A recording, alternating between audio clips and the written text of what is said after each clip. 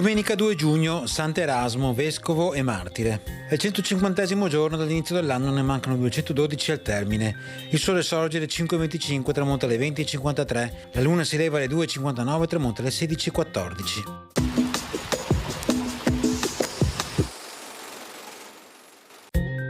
Michelangelo Buonarroti presenta il progetto per la ricostruzione della cattedrale di Padova. Sarà eseguito con molte varianti dagli architetti Andrea Della Valle, Istriano, e Agostino Righetti, da Valdagno.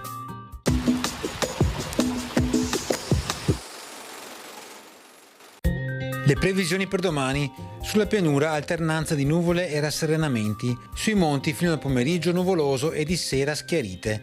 Precipitazioni: sulla pianura probabilità medio-bassa per piogge a tratti che si verificheranno in vari momenti, arrivando a risultare sparse a livello giornaliero. Sui monti probabilità medio-alta per piogge, specie nelle ore diurne. In prevalenza si tratterà di piovaschi o rovesci, a tratti alcuni temporali. Temperature con andamento irregolare e differenze anche sensibili rispetto a domenica.